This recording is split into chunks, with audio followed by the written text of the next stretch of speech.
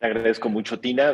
Gracias a todos los que asistieron, se conectaron el día de hoy. Sabemos que pues estamos iniciando vacaciones, muchos, yo no, pero muchos me imagino que ya están iniciando la temporada, se encuentran fuera de casa o algunos prefirieron quedarse por todo el tema de la pandemia.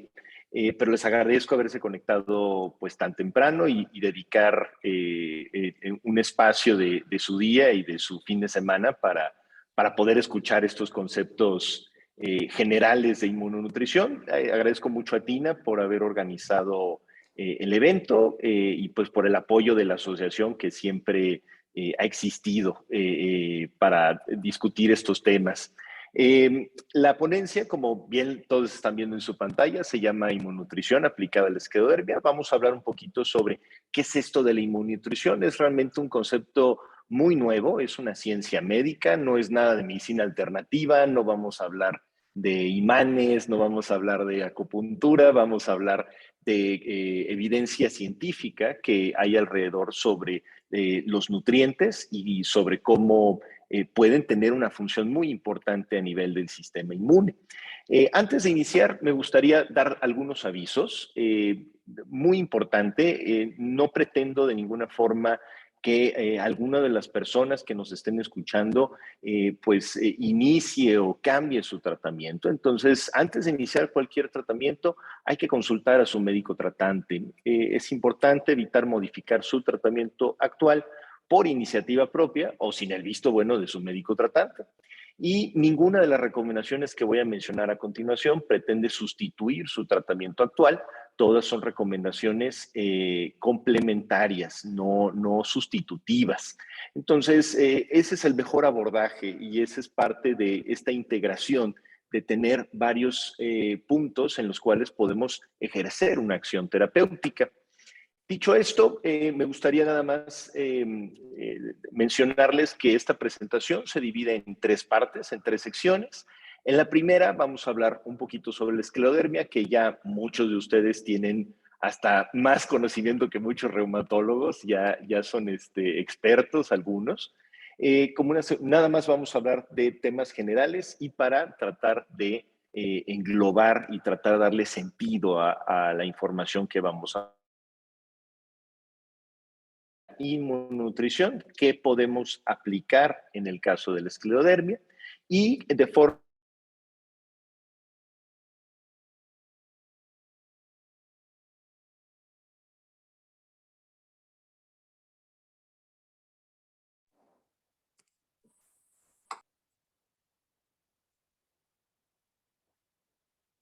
algunos sí son o han sido mis pacientes. Entonces, a lo mejor ya con ese antecedente podemos hacer algún tipo de recomendación. Sí me están escuchando porque me apareció un mensaje que estaba inestable la conexión. Ya te estamos escuchando, sí se te fue una parte, Okay. pero sí te estamos escuchando bien. Ok, perfecto. Entonces, como mencionaba en esta primera parte, vamos a hablar de la esclerodermia y su tratamiento actual. Es importante y me gustaría empezar con hacer la diferenciación entre esclerodermia localizada y sistémica. Esta presentación está básicamente orientada a personas que padecen esclerodermia de tipo sistémica, aunque muchas de esas recomendaciones de inmunonutrición pueden ir orientadas también a pacientes que padecen esclerodermia localizada. A manera de recapitular, nada más como un brevario, sabemos que la esclerodermia localizada se divide en lineal y en morfea. La esclerodermia localizada es una enfermedad que, como su nombre lo indica, se localiza en una o en varias partes. No es una enfermedad que suele afectar órganos internos ni que tenga complicaciones o manifestaciones sistémicas.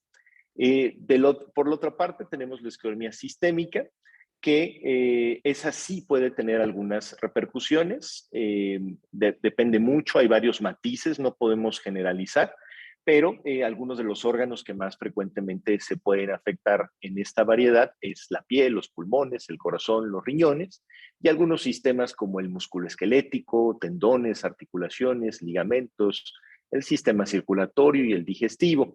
Podríamos hablar de forma muy extensa de cada uno de estos rubros, pero no es el propósito de la plática. Más bien vamos a orientarlo totalmente al tema del tratamiento. Como sabemos, también la esclerodermia sistémica se divide en tres. Hay autores que nos dicen incluso que puede haber hasta cuatro, pero las principales son la esclerodermia limitada, que como su nombre lo indica, va de los antebrazos, el rostro, el pecho y a veces las pantorrillas o los chamorros, que le dicen también en el norte, a la parte baja de las piernas. Puede afectar y provocar engrosamiento. La esclerodermia difusa, que realmente se manifiesta con una mayor extensión de la piel, puede afectar el torso, el pecho, el abdomen. En general, es una esclerodermia un poco más agresiva o suele ser una presentación más agresiva y puede afectar órganos internos con mayor frecuencia. Y hay un tercer tipo que se le llama esclerosis sistémica sin esclerodermia, en el cual él o la paciente no presenta ningún tipo de engrosamiento, endurecimiento de la piel, sin embargo, sí tiene muchos de los síntomas que se asocian a la esclerodermia. Sabemos que la esclerodermia es una enfermedad cuyo origen puede estar asociado a varias cuestiones. Es una enfermedad que llamamos multifactorial. Para empezar, tiene que existir una susceptibilidad genética y medioambiental. El paciente tiene que tener los genes correctos para poder manifestar datos de la enfermedad y tiene que presentarse en un medio ambiente correcto también para que se ocurra esta reacción de autoinmunidad. Pueden haber antecedentes de incidencias, en algunos casos neoplasias, por ciertos químicos, algunas infecciones, sobre todo por virus, y algunos trastornos hormonales, de ahí que observamos que la esclerodermia se manifiesta con mayor frecuencia en mujeres después de la menopausia. La progresión también va a tener una estrecha relación con comorbilidades, es decir, además de la esclerodermia, ¿qué otras enfermedades tiene el paciente? Y entre más enfermedades presente, más complicaciones puede tener y puede facilitar la progresión de la enfermedad. De ahí que es importante hacer énfasis en cuáles son las otras enfermedades que padece el paciente para que se amplifique la enfermedad, para que los síntomas sean mucho más agresivos, pues también se van a condicionar factores genéticos e inmunológicos que tiene cada individuo. Ahora, el tratamiento tradicional o que recomiendan la gran mayoría de las asociaciones, de los organismos internacionales de reumatología, es un tratamiento que denominamos de forma general como xenobiótico.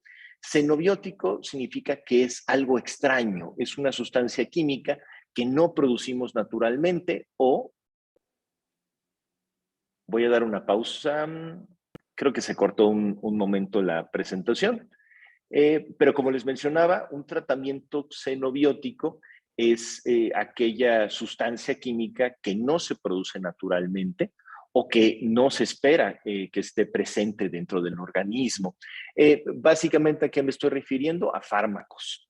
Los fármacos van a ser sustancias extrañas al cuerpo y generalmente un poco la historia de lo que ocurre en un paciente que ha sido diagnosticado o que ya tiene el diagnóstico de esclerodermia es que después de poder corroborar que tiene los datos clínicos suficientes, va a presentar manifestaciones clínicas y el médico tratante va a optar por inmediatamente tratar de mitigar o tratar de controlar esas manifestaciones a través de terapias farmacológicas. A través de medicamentos se puede controlar, por ejemplo, el síndrome de Raynaud para ayudar o contribuir a que mejore la circulación distal, a que las manos no se coloquen moradas, blancas. También se pueden dar medicamentos para evitar el reflujo, para evitar la colitis, medicamentos, incluso fármacos antirreumáticos, modificadores de la enfermedad, como el ácido micofenólico, como el metotrexato y demás, para ayudar a que no esté tan activo el sistema inmune y en consecuencia la persona a la que se le está indicando estos medicamentos pues pueda tener mayor elasticidad en su piel, tenga menores complicaciones a nivel pulmonar y a nivel sistémico en general.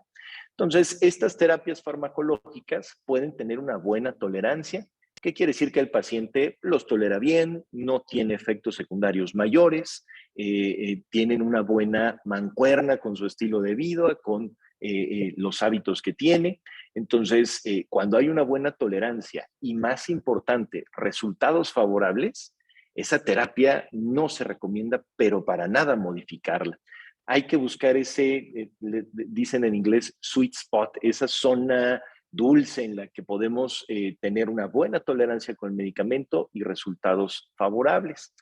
Cuando la terapia farmacológica provoca más efectos secundarios y no hay cambios, es cuando tenemos que tomar la decisión si el paciente puede optar por otras terapéuticas o si es necesario hacer una modificación.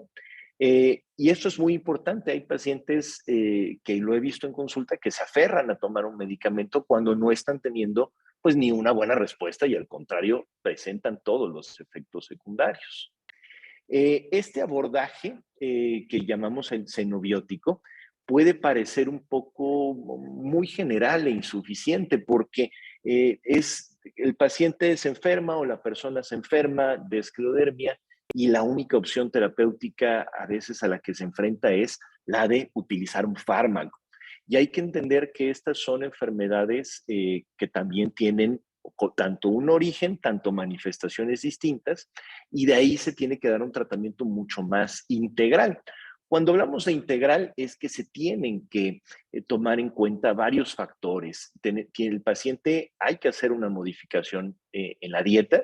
Hay dietas que llamamos antiinflamatorias, como la mediterránea y demás, que han demostrado beneficiar a personas que padecen enfermedades de tipo inflamatorias. Por supuesto que hay que apoyarnos de las terapias farmacológicas. Los fármacos no son los malos del cuento, los fármacos son necesarios, nada más que se tienen que indicar en dosis y en cantidades correctas. Hay veces que en la experiencia clínica y algunas personas que nos están escuchando podrían sentirse identificadas, se mandan 7, 10 medicamentos y pues realmente va a haber una mayor afectación y efectos secundarios que los beneficios que se pueden indicar. Entonces hay que ser muy prudentes con la cantidad de fármacos que vamos a recomendar utilizar. La actividad física, muy importante. Evidentemente sabemos que hay pacientes que se encuentran limitados en cuanto a su movilidad o que pueden no sentirse con ganas de hacer actividad física porque les está cayendo pesado algún medicamento, por alguna dolencia, por alguna molestia que puede estar asociada a la enfermedad. Pero es importante tener este desarrollo de actividad física para no ir perdiendo la movilidad. Ok, me salió un recuadro de que era inestable, voy a reiniciar en lo que estaba, lo de la actividad física.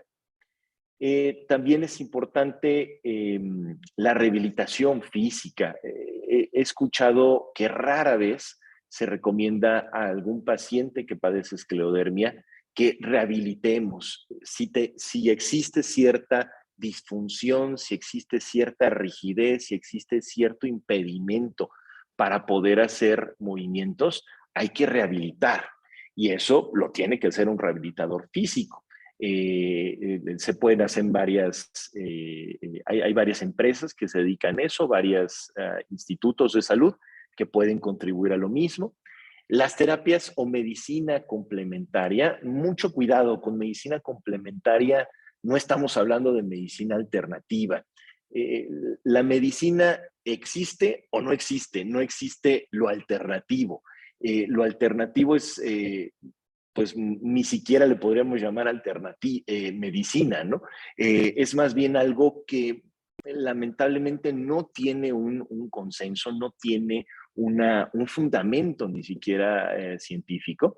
Y por supuesto que no podemos hablar de todas las terapias alternativas mal, pero algunas son de amplio beneficio. Se ha visto, por ejemplo, la acupuntura tiene una utilidad muy puntual en ciertos dolores, en la fibromialgia, sí se ha estudiado y puede beneficiar, ¿no? Pero en el tema de medicina complementaria hablamos sobre todo lo que no va a intervenir ni va a ocasionar que suspendamos un medicamento, ni tampoco ni tampoco va a interferir en la acción terapéutica que va a tener el medicamento. Medicina complementaria puede ser hacer yoga, ¿no? Tan sencillo como reducir el estrés, hacer ejercicios de respiración. Ahí entraría también el tema de inmunonutrición en el rubro o en la categoría de medicina complementaria. Es algo que va a potencializar y va a mejorar todo la acción que va a tener el tratamiento. Como factores de riesgo, reducir el tabaquismo, en pacientes que padecen obesidad, reducir de peso. Sabemos que la grasa o el tejido adiposo puede estimular la producción de ciertas moléculas inflamatorias o una inflamación que se llama de bajo grado y de ahí pues presentar mayores molestias. En consulta he tenido oportunidad de ver pacientes con obesidad, pacientes con sobrepeso, que definitivamente al no perder peso, pues los tratamientos llegan a ser menos efectivos. Y cuando reducen peso, tienden a mejorar, tienen mejor absorción, mejor metabolismo de muchos de estos medicamentos. El descanso, rara vez hablamos con el reumatólogo, la reumatóloga, acerca del insomnio, está durmiendo bien, está teniendo un descanso reparador, y es tan importante, y junto con la salud mental, que muchas veces van de la mano, el estrés, tener ansiedad, las preocupaciones asociadas a la enfermedad o a cuestiones secundarias, es importante de tratarlas. Entonces, un tratamiento efectivo para la enfermedad, para esta enfermedad, sobre todo la esclerodermia sistémica, tiene que ser integral, tiene que siempre estar tomando en cuenta varios factores. Vamos a pasar a la segunda parte, que es ahora sí la inmunonutrición aplicada a personas que padecen esclerodermia.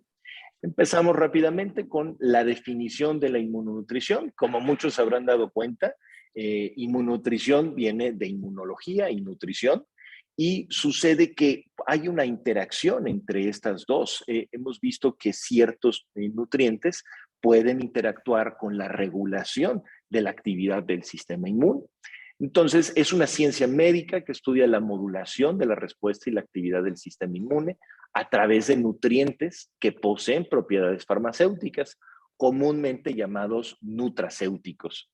Algunos de los nutracéuticos que más frecuentemente se utilizan, bueno, aquí debe decir C, es el omega 3, la vitamina D, los probióticos y los antioxidantes enzimáticos.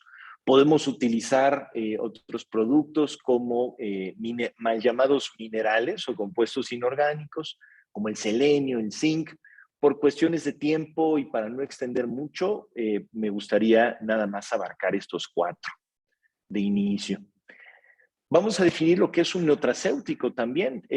Un nutracéutico se define como un alimento o parte de él que proporciona al organismo beneficios médicos o de salud, incluida la prevención y el tratamiento de una enfermedad. Los nutracéuticos son considerados como una forma más natural. Ahorita les voy a mencionar por qué es que hago esa aclaración, de lograr resultados terapéuticos con menores efectos secundarios. Tendemos o hay esta idea de que lo natural no me va a afectar, pero es totalmente errónea. Hay el arsénico, el cianuro, es algo natural, lo encontramos en la naturaleza y sin embargo en dosis muy pequeñas puede ser letal. Entonces, lo natural no es bueno y lo antinatural o los xenobióticos son malos, no. No existe algo más natural que otra cosa, simple y sencillamente son compuestos que pertenecen a nuestra propia biología. Entonces, este pensamiento de decir, voy a tomar algo que ya está en la naturaleza, que ya adquiero en los alimentos, que ya me conforma y me puede dar un beneficio terapéutico, esa es la llave o esa es la definición perfecta de un nutracéutico. Ya lo poseemos, solo tenemos que nutrirnos y consumirlo con mayor abundancia para que nos pueda dar un efecto terapéutico.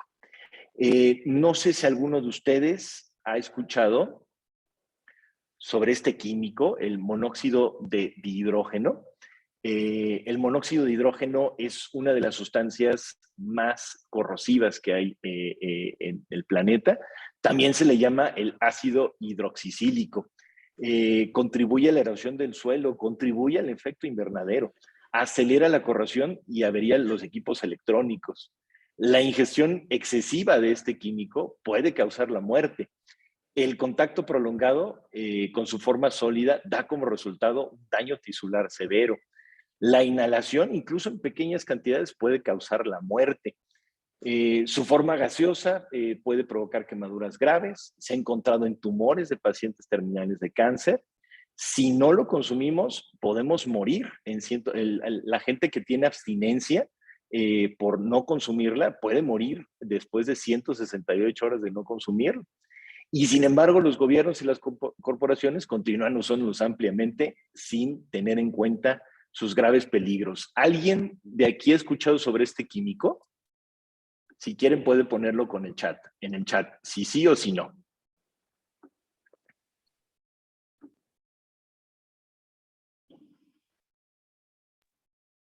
¿Sí me escuchan? Sí, se escucha muy bien, doctor. Yo he escuchado de este tema, pero no de cómo se llamaba, y entonces, pero es más o menos el que se conoce. Gracias. Ok, pues les tengo una sorpresa. El monóxido de hidrógeno es nada más y nada menos que el agua. Entonces, el agua realmente es otra forma de llamarle al agua. No hay que tener quimiofobia, y con esto quiero externar esta parte. No todos los químicos son malos, simple y sencillamente, por supuesto que el agua puede ser tóxica. Si tomamos 9 litros, no, podemos diluir tanto la sangre que al final no tenemos, y provocar una falla renal. Es ampliamente corrosivo porque pues, es un diluyente natural. Entonces, con esto quiero dejar todavía más latente, evidenciar que no hay que tenerle miedo a los químicos. Lo natural no es necesariamente lo neutro. Hay muchos compuestos naturales que pueden perjudicar y que pueden provocar daño hepático. Entonces, hay que tener cuidado con eso. Hay una zona gris donde no podemos decir que todo lo natural es bueno y todo lo químico es malo. Va un poquito más en algo intermedio. Ahora, con el empleo de algunos nutracéuticos es posible conseguir un mejor manejo de las molestias, inflamación y una respuesta inflamatoria menor, así como una correcta modulación de la respuesta inmune. El ISIN es esta Sociedad Internacional de Inmunonutrición, liderada por una doctora en España y por otro químico, doctor en química, el doctor Philip Calder, que básicamente, uy, aquí me apareció una rayita, creo que alguien está dibujando por ahí, pero, o no sé si soy yo, pero no pasa nada. Que básicamente tienen los estatutos de cuáles son los medicamentos o los nutracéuticos que pueden ayudar a regular esta función inmune. Vamos a empezar por uno de los más populares, los ácidos grasos omega 3. Estos ácidos grasos, yo creo que, no creo, es el nutriente más estudiado a nivel mundial.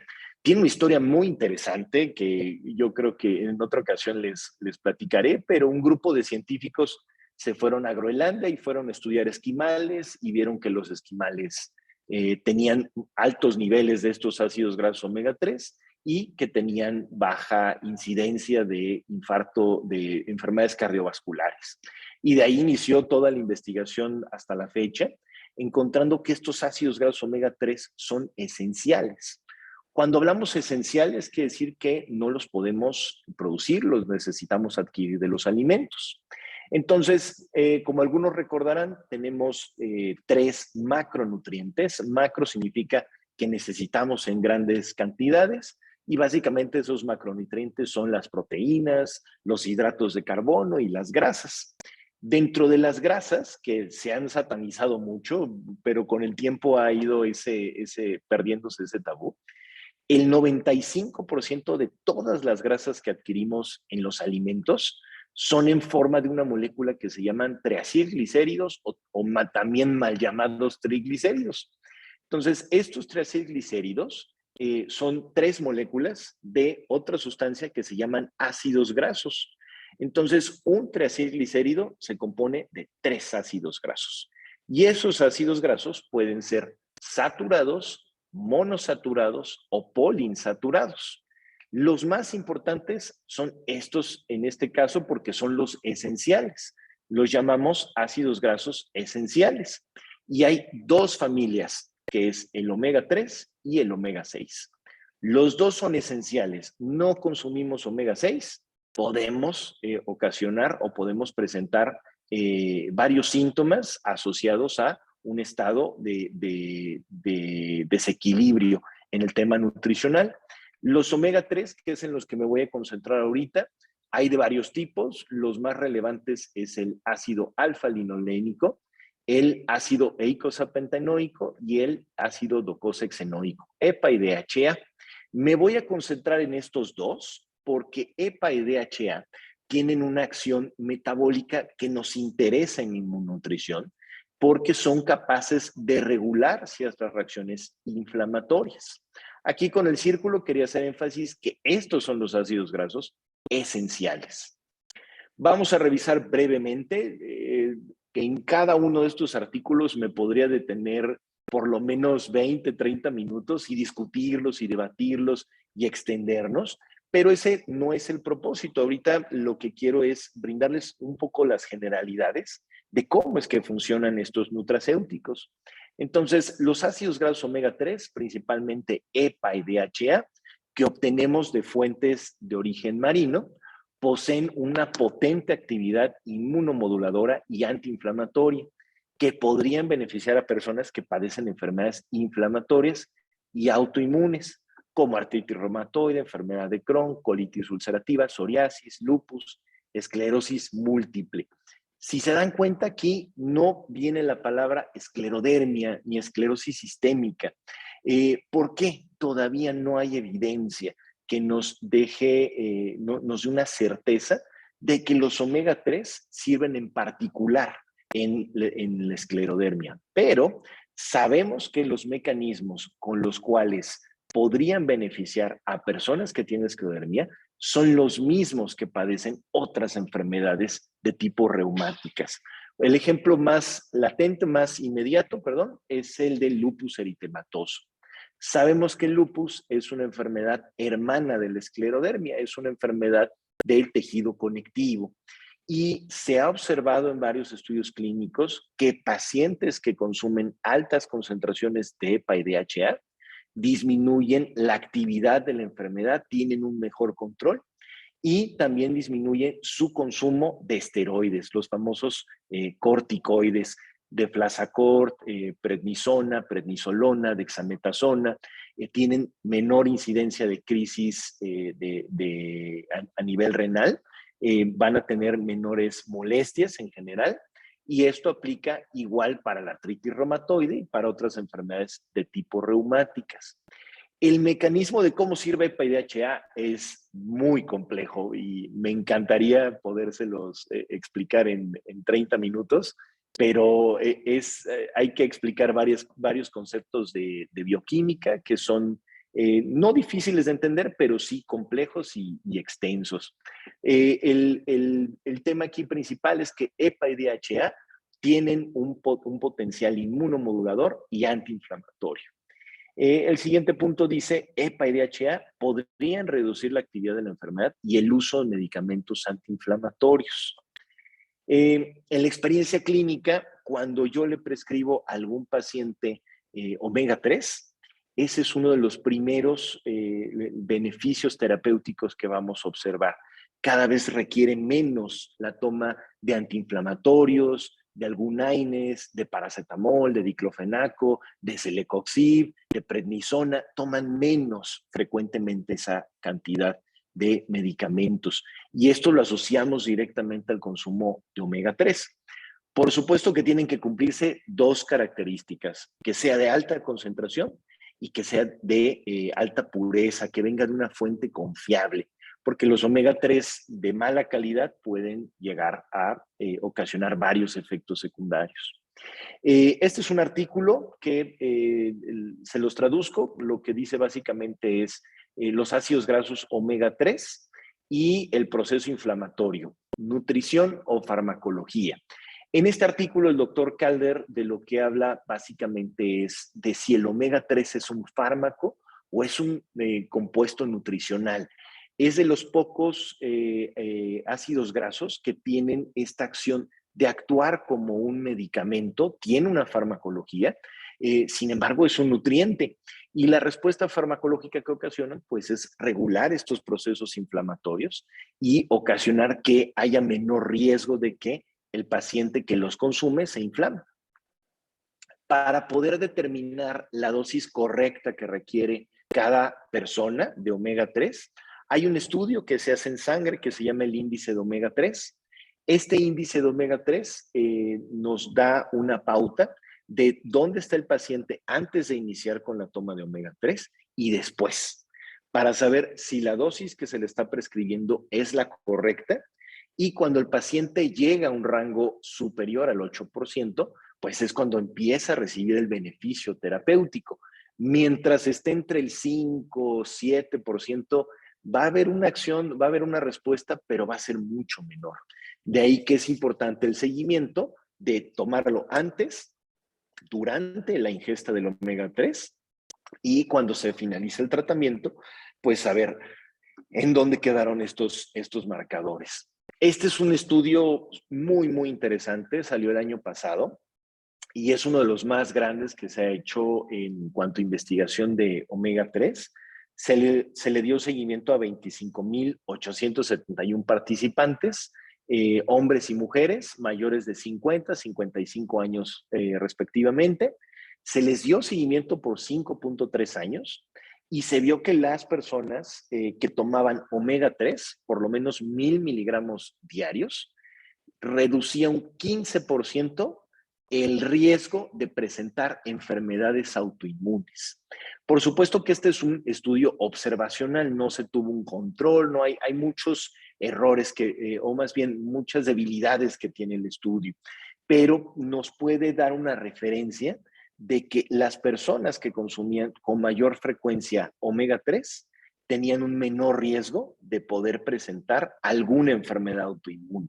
En el estudio menciona cuáles, básicamente la artritis, psoriasis, esclerosis múltiple, pero hay una relación ahí estrecha que hay entre estos nutrientes. Vamos a hablar también de la vitamina D3. Me imagino que algunos de ustedes la tomarán.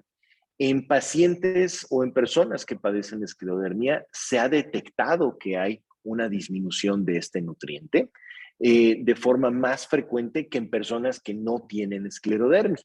De ahí que muchos reumatólogos he visto ya que empiezan a prescribirla y empiezan a hacer estudios en sangre para ver si el paciente tiene deficiencia.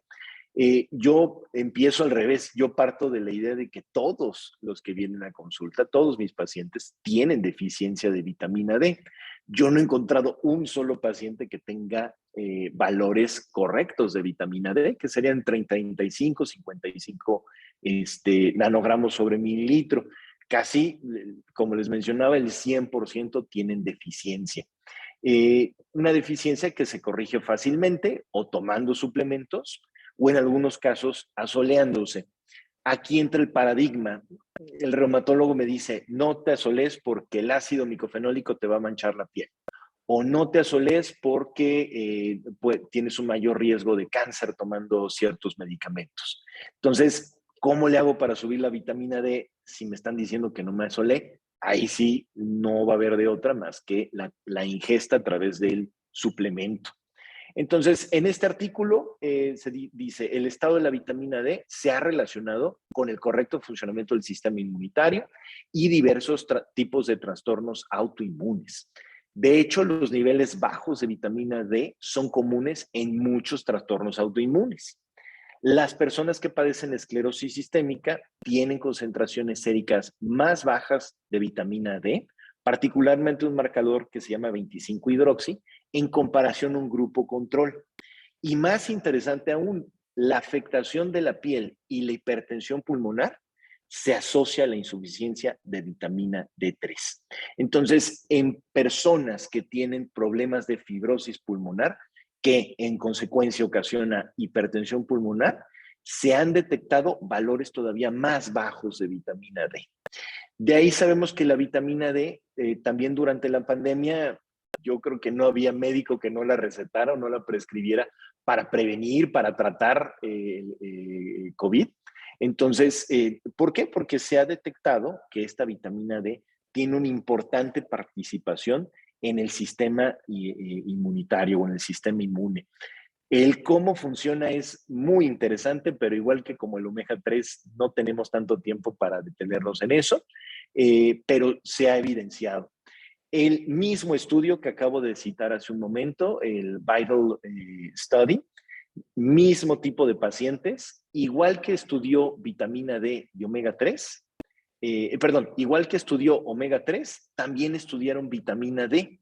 Y aquí determinaron que las personas que consumían 2,000 unidades diarias de vitamina D3 tenían un 22% de reducción en el riesgo de padecer una enfermedad autoinmune.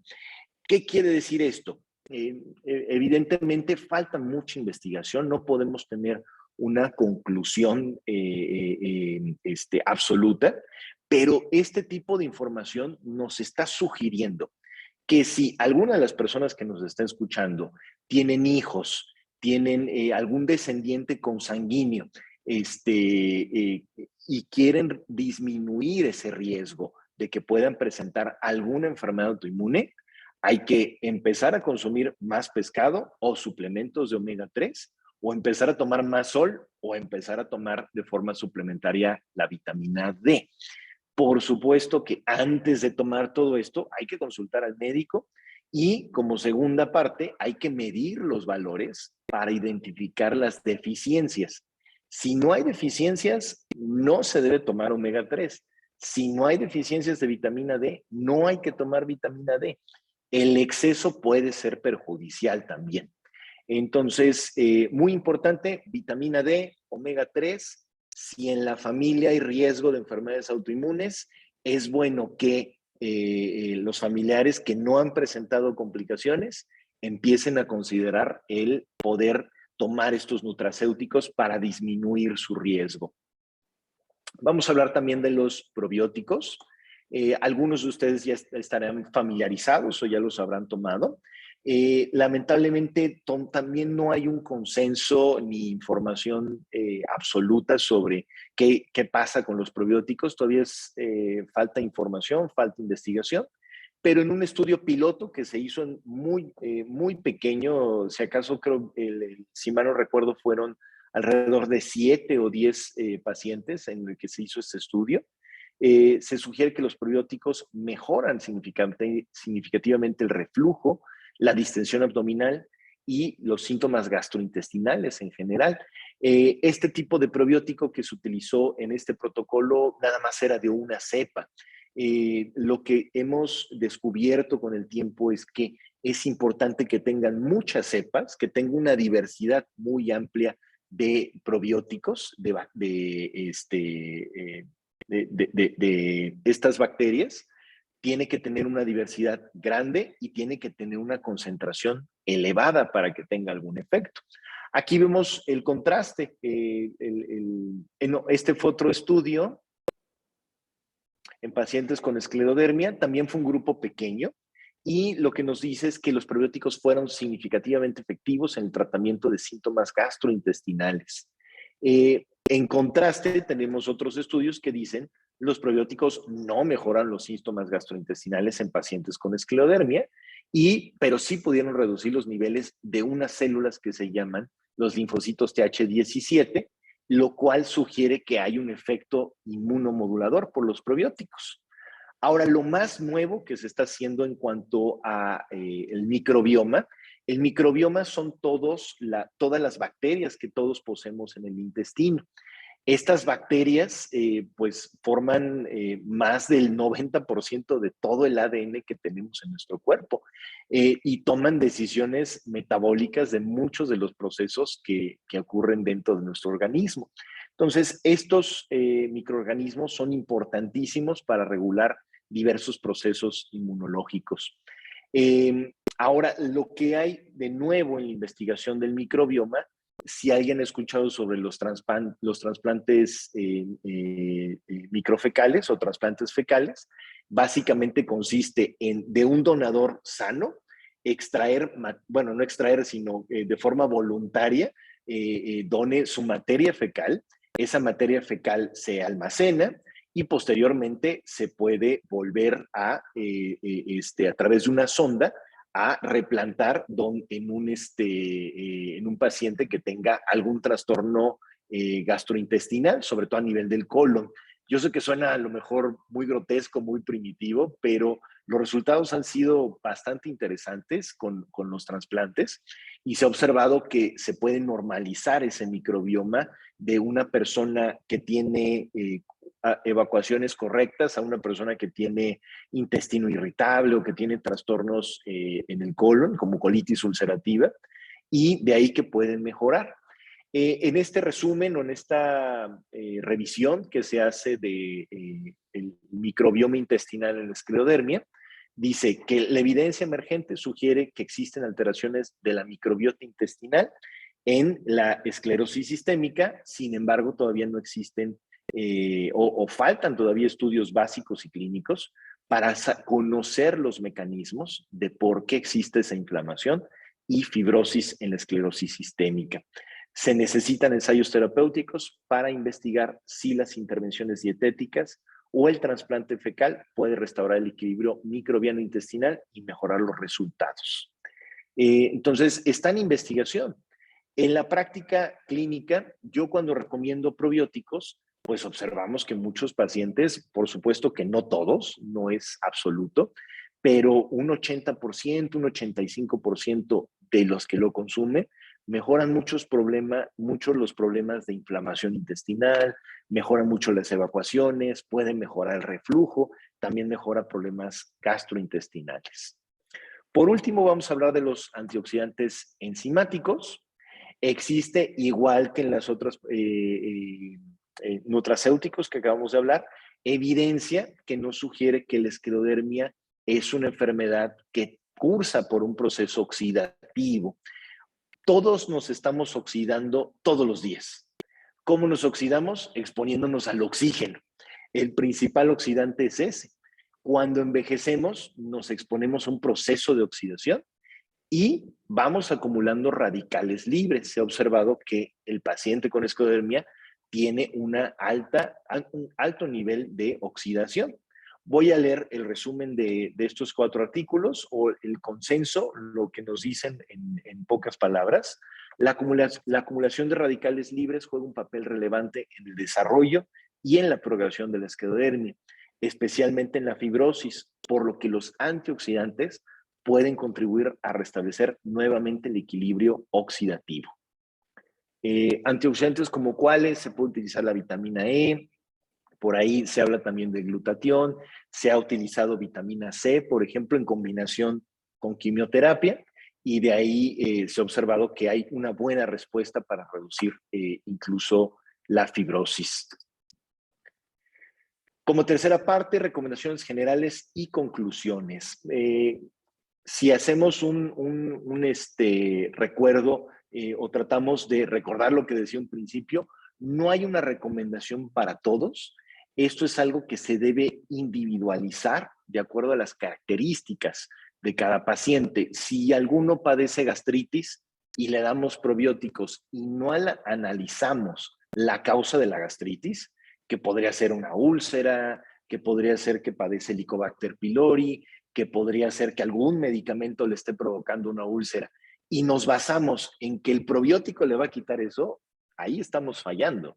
Necesitamos siempre ver las características del individuo para saber si esto le va a funcionar o esa intervención va a funcionar.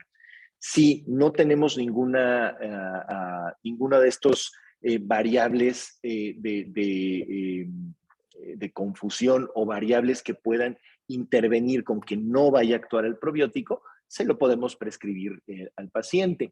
El omega 3 es lo mismo, no para todos es la misma dosis.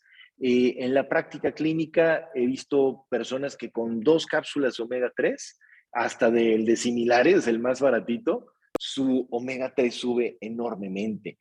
Tengo otros pacientes que toman omega 3 el más concentrado, el más puro, grado farmacéutico, toman 5 o 6 cápsulas y apenas sube un poquito el omega 3. Entonces, varían cuestiones genéticas, varían cuestiones de también hábitos de consumo, a qué hora lo están consumiendo.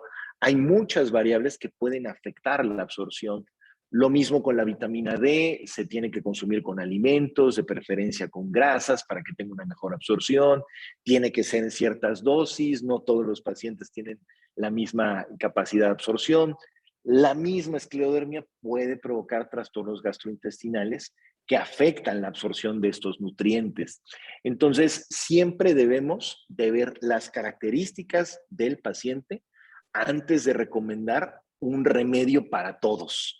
Esa sería para mí la conclusión. Sí acercarse, preguntarle a su médico tratante o incluso con mucho gusto conmigo, podemos preguntar pues qué dosis me podría recomendar, pero lo importante de la presentación es el omega 3 tiene una utilidad, la vitamina D tiene una utilidad en la esclerodermia, los probióticos también ayudan a mejorar ciertos síntomas y los antioxidantes pueden mejorar mucho ese estrés oxidativo.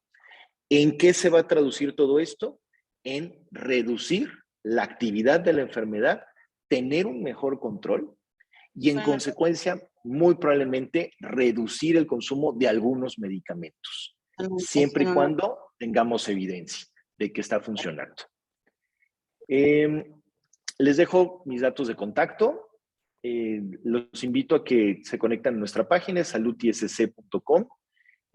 Nuestro correo, también tenemos el grupo de Facebook, de YouTube y nuestros números de WhatsApp. El de informes es el contacto de mi asistente y el de citas es el de mi secretaria por cualquier cuestión que quieran tratar directamente con ellas. Voy a pasar la última.